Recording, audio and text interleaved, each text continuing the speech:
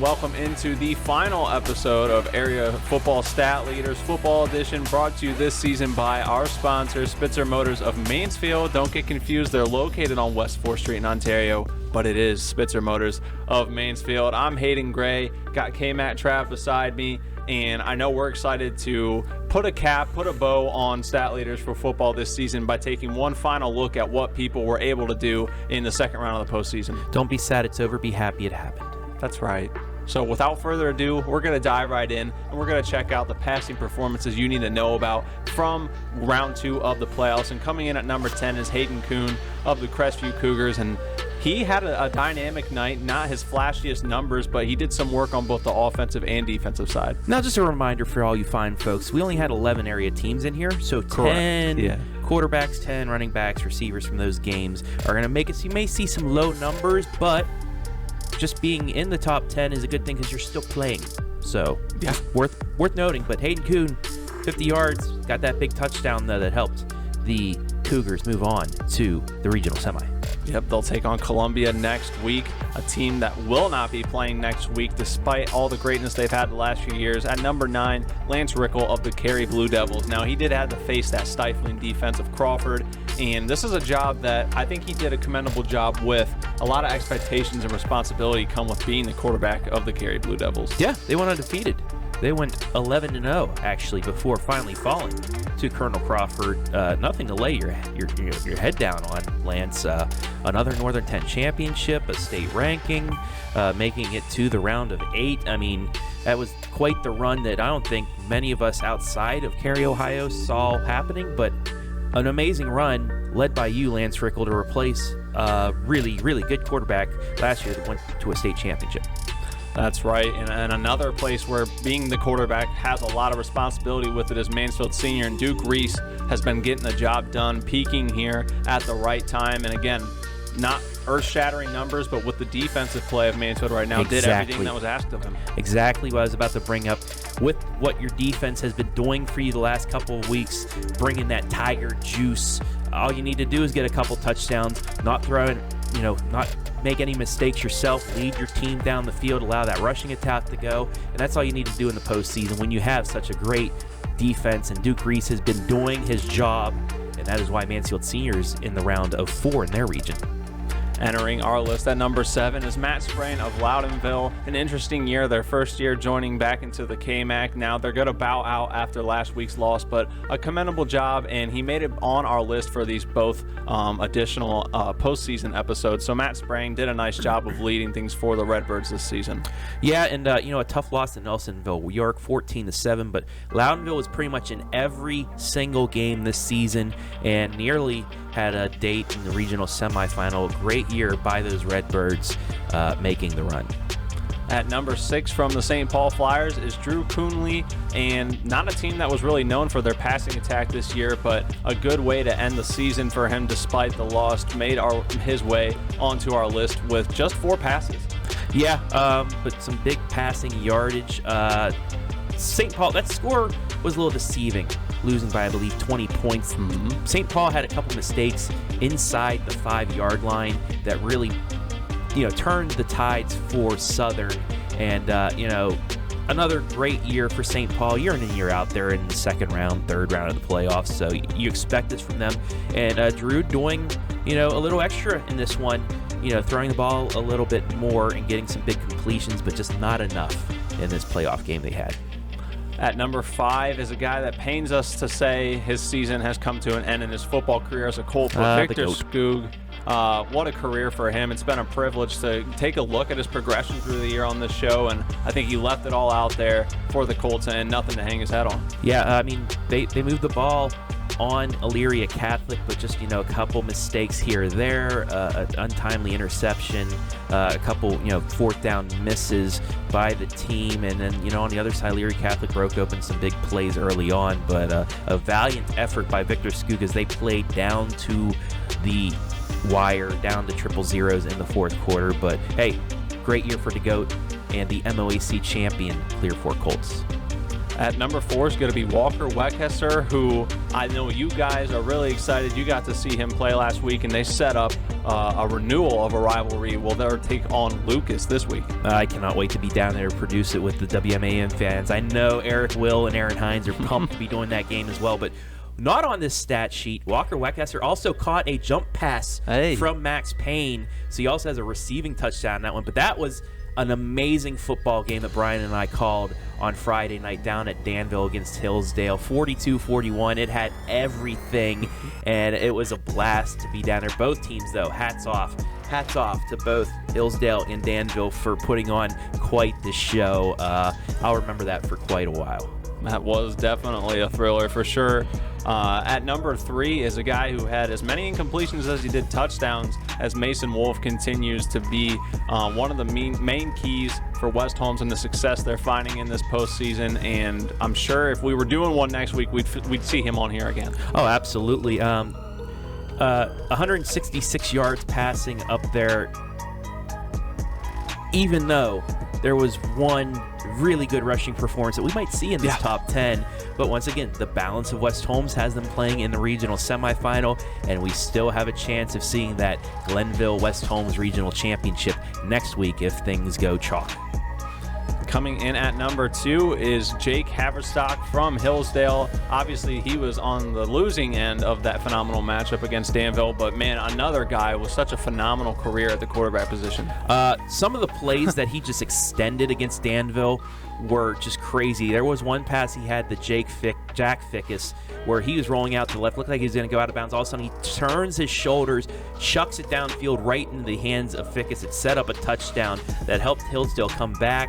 He had a big rushing touchdown at the end of regulation and nearly led his team to another drive. If it wasn't for just a tough incompletion, they probably could have pulled that upset off after falling down 3 scores early on. Just an amazing effort. And once again, hats off to both Danville and Hillsdale. That was a fun game and great season by the Falcons after a tough start, but Jake led him back. And then cashing in at the top spot on the last episode of the season comes from Colonel Crawford, and it's going to be quarterback Cameron Lohr in at our top spot and snap that 26-game win streak that we alluded to earlier of the Cary Blue Devils. Let's take a look at what he does this season, Trav. What a year. The tough loss to Cary, they wanted to get back and have a chance at them one more time, and he did. And what did they do when they got to Cary?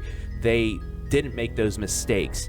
They played sound football, and they were the ones that completed some big passes when they needed to, and the Eagles are in the regional semi as an 8 seed, knocking off the 26 straight victors in Cary. So a lot of entertaining numbers that were put on this list. That'll close our season for passing leaders. And now we'll dive into our receiving category and take a look at the best performances you needed to see from the receivers in the second round. Coming in at 10 is Danville's Peyton Horn, one of the guys that was involved in that phenomenal matchup. So he went out and grabbed 3 catches for 45 yards. Yeah, he had a couple big catches when they needed to. They had a really good rushing attack, and then you have one Hayden Colopy, who you think might be in this top 10. It's a tease for you folks here in a little bit, but Danville did what they needed to do, and I can't talk enough about that game. You guys have to watch it. It's on our YouTube if you want to watch it in its entirety. And I know we had some internet issues, but go to our main YouTube page, watch the game back. It is a fun one. You will not be disappointed. Yeah, that's the word. That's the word, disappointed. You will not be disappointed, so tune into that. At number 9 is Loudonville's Dylan Fenton. 4 catches, almost 50 yards for him on the evening. And again, Loudonville, the Redbirds season coming to a close last Friday. At number 8, though, is Amar Davis, the guy who's been getting it done, connecting with Duke Reese all year long. Had kind of one of just those cool casual nights, but another guy whose shiftiness and speed is going to be essential as they start to face tougher opponents like Holy Name. Yeah, we know he's a playmaker, Yeah. and we know he's going to have to make plays this coming Friday against Holy Name, but that's who Amar Davis is. Not only that, and then, for Mansfield Christian for basketball, this guy knows how to play in big situations, and I have a feeling he's going to make that on Friday night. Coming in at number 7, let's just bring in another Falcon from Hillsdale, and that is who you alluded to, Jack Fickus. No touchdowns on the night, but what he was able to do with those 3 catches speaks a lot to this guy's playmaking ability as well. So he had that catch on the scramble, but then late in the fourth quarter on their drive to possibly set up the game-winning field goal, it was pretty much a toe drag swag they caught about 15 yards downfield on a 3rd down. Haverstock rolled out of the pocket again, found him, got both feet down, not only one, but both feet down in bounds, and then went out of bounds. Nearly helped set up the upset, but just not enough. But a great year for Jack Fickus, and I can't wait to see you out on the baseball field as well, Jack. Coming in at number 6 is a wide receiver from St. Paul, A.J. Meyer. He averaged nearly 30 yards a reception in the losing effort for the Flyers, and I have a feeling he won't be one of the last Flyers that we see in any of our categories on the rest of the episode. You think? Another tease. At number 5, though, Clear Fork's Mason Sampson, and this was an interesting guy we talked about. He only brought in 1 catch, but that 1 catch was all he needed to get to the middle of our list. Yeah, so nobody scored in the second half in the fourth quarter, and Elyria Catholic goes down with a big touchdown run. Immediately right back, Victor Skoog to Sansom made it 35-14.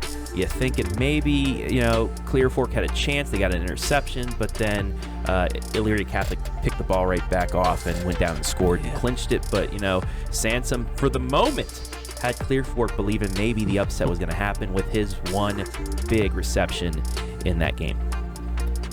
Well, you didn't have to wait too long for the tease. At number 4 is Braden Jarvis of the Hillsdale Falcons. Almost 100 yards for him on the evening, 5 catches, and another guy. Do we have anything else new to say? Well, he had the game nearly tying. They went for 2 and didn't get it, but he had a bunch. They did a lot of quick outs on him. He was able to make the catch, get out of bounds. Some clutch catches. He had 1 big catch earlier in the game as well. So, it dink and dunk sometimes. It does work if you're not Matt Canada's offense at the Steelers. If you do it right, like Coach Trevor Klein does, you can get some yardage out of it like Braylon Jarvis does. At number 3 comes from West Holmes, and it's not Kyle Maltrick, it's Nate Fair, who had himself a night just short of 100 yards. And I think that's something we forget sometimes, that West Holmes has so many guys that can make plays that it's no discredit to Nate Fair, but you just sometimes forget when you have those, that 3-headed monster of Maltrick, Mason Wolf, and Samuel Ains Dixon. So, Nate Fair went out and got his last week. Yeah, and that just shows how balanced this squad is. If you're going to double or triple Maltrich, okay, Nate Fair's just going to make his catches and go down and score, which, again, makes this West Holmes squad so lethal. At number 2 is another guy known for something maybe not receiving, Matt Kleinard from Colonel Crawford. Now, he's super known for that powerful, strong, and hard-nosed rushing, but the way that Carey was playing them on defense, they found a way to expose them, and they used Matt out of the backfield in that passing game, and he showed out. Kind of reminded me what Crestview did against St. Paul with Addison Raymer, getting him out of the backfield, making some big catches. That's what Matt does, and you see it in the NFL. Alvin Kamara, you do it a little bit with Najee Harris last year. Some of the bigger running backs in the NFL, you get them out of the backfield, you can make them so dynamic that it opens up your offense, because somebody's going to have to guard him out of the backfield as well. So, it opens some things up. But that was a great game plan by Crawford, and it led to the upset. And then at number 1, I will let you do the most talking here, Trav, but the 4th guy on this list coming from that same game, Danville's Caden Kalapi. Take it away, and let's take a look at some of those moving pictures too. Well, this was the first play of the game, and just look at the speed of Caden. Nearly beat the defender side, a little stiff arm, and then 2 plays later, he does the same thing from the right side, and just watch this stiff arm. This is a play of the week nominee, by the way, too. Get off me! And then his speed took him to the house.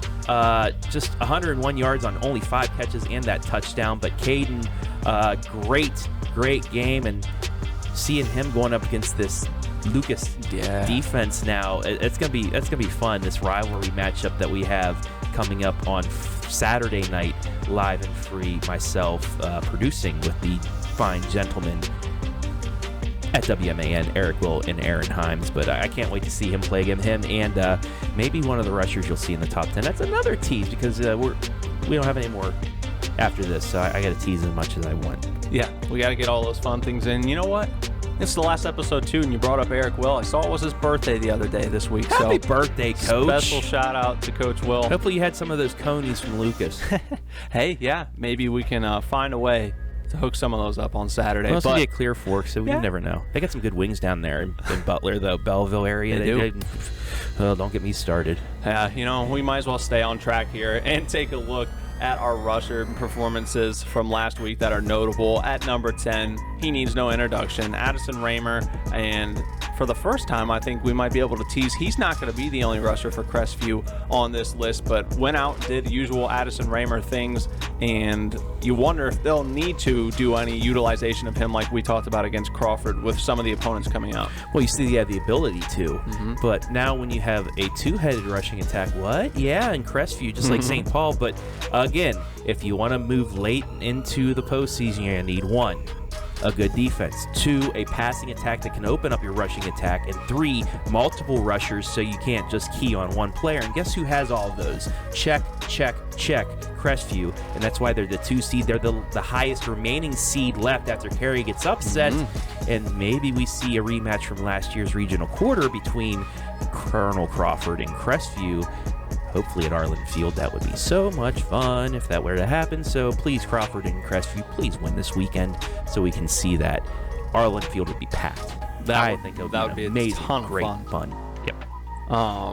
Coming in at number 9, another team that utilizes 2 runners really well is St. Paul. Ben Berger, you saw him all season long on our regular seasons list. Again, they did take the loss last Friday, but another solid night for Berger, and we'll see his fellow teammate on the list in a little bit. You know it. Coming in at number 8, though, is a guy we saw earlier in passing, Lance Rickle from Cary, and despite a rough passing night, this was one area they were able to find some success, letting him rush the football. Yeah, it was kind of like bend but not break for the Colonel Crawford defense. They let Cary drive deep in the territory before making the stop. But I mean, just that offensive Cary, do you expect anything else? Cary to drive the ball at least a little bit each and every drive, and Lance Rickle, dual threat quarterbacks, they're the ones that make teams go far throughout the season and into the postseason. You saw that with the Cary Blue Devils, who they're going to have a good team next year as well. They reload, they don't rebuild. That's what it is at Cary, and we're excited to see what they can do next year. For sure, most certainly. At number 7 is that guy we alluded to, Michael Mays. I don't even want to use the word emerging because I know a lot of that limelight goes on Addison Raymer, respectively so, but Michael Mays has been doing it all year too, whether it was Raymer needing breaks, but now they've really just been utilizing them and showcasing them both, and he's done an excellent job doing so. Great defense, the ability to pass the ball to open up the run game, and multiple running backs that you can hand off to at any time. And even a quarterback that could be a little elusive and run every once in a while as well, in Caden Kuhn. So that is why Crestview is unbeaten right now and in a regional semifinal. Check, check, check, check.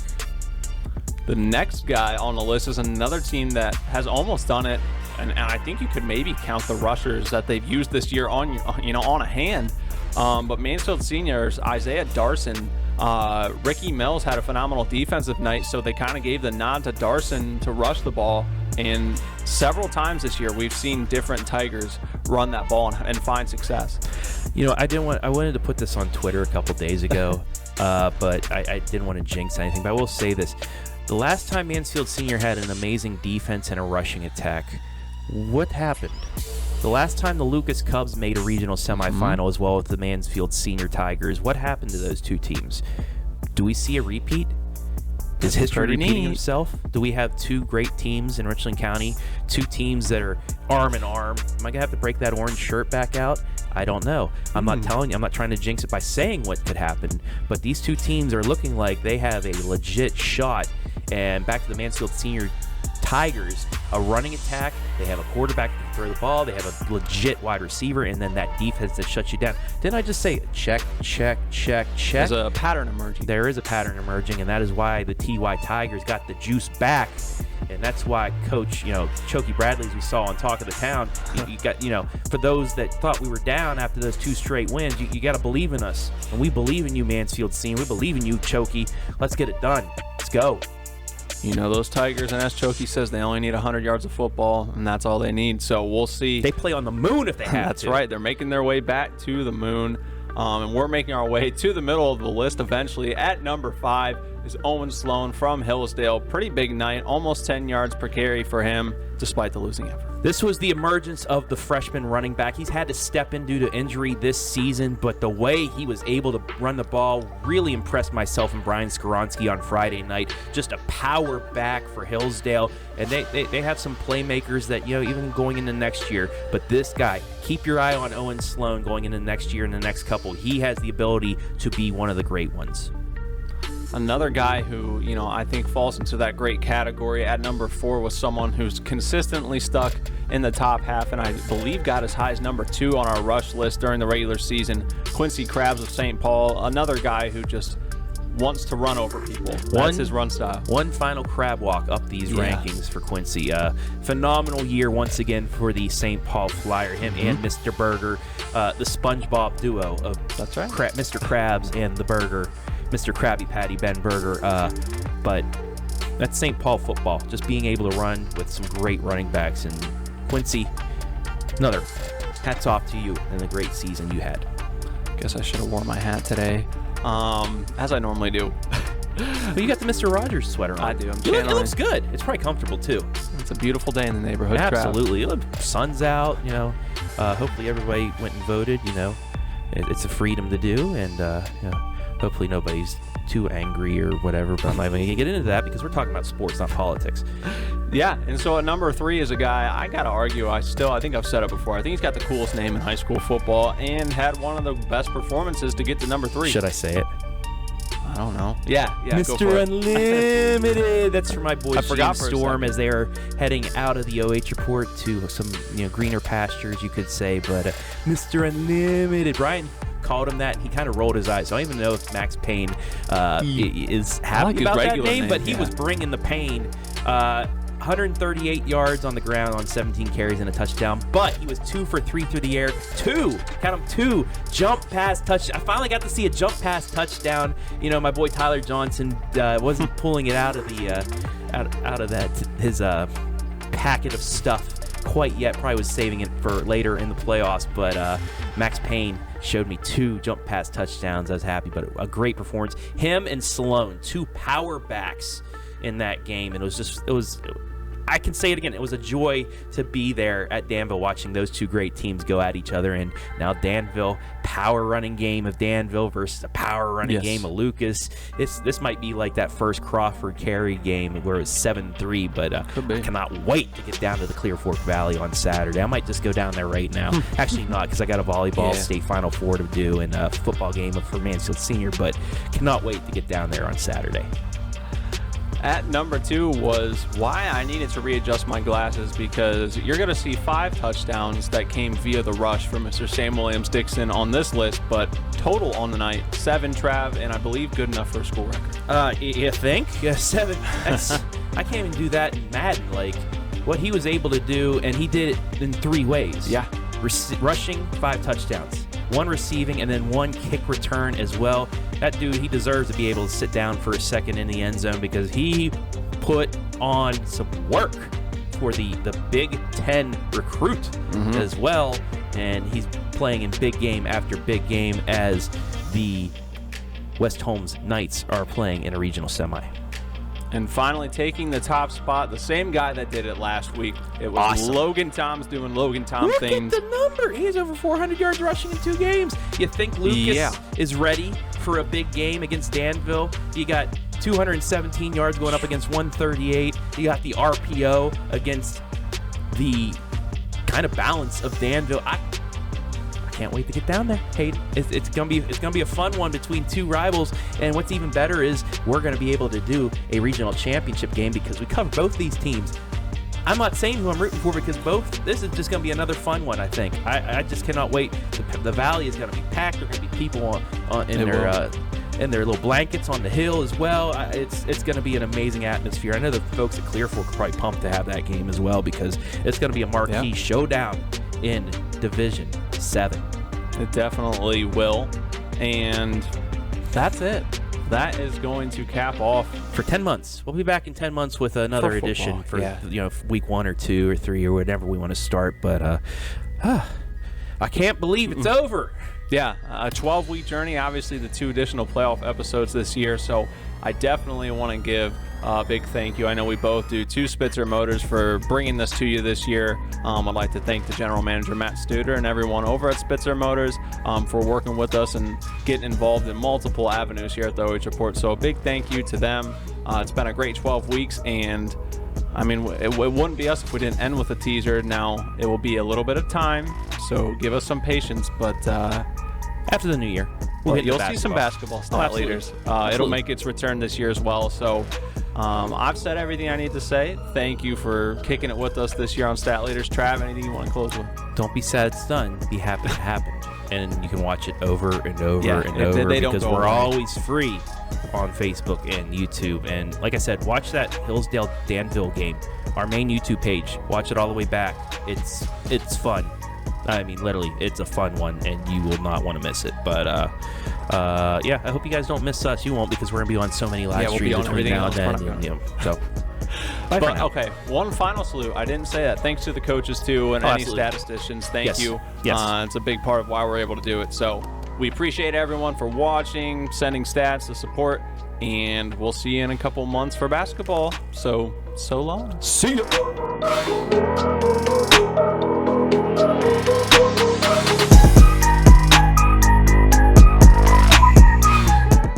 Nowadays, you've got enough things to worry about. Your car shouldn't be one of them. And at Spitzer, stay worry-free with our Spitzer Shield. Get exclusive new vehicle benefits, like a lifetime nationwide powertrain warranty, unlimited time, unlimited miles. Plus, get benefits on our Spitzer certified vehicles, like our nationwide powertrain warranty, peace of mind with bumper-to-bumper coverage, and more. Visit your local Spitzer Auto Store today and get the Spitzer Shield. Spitzer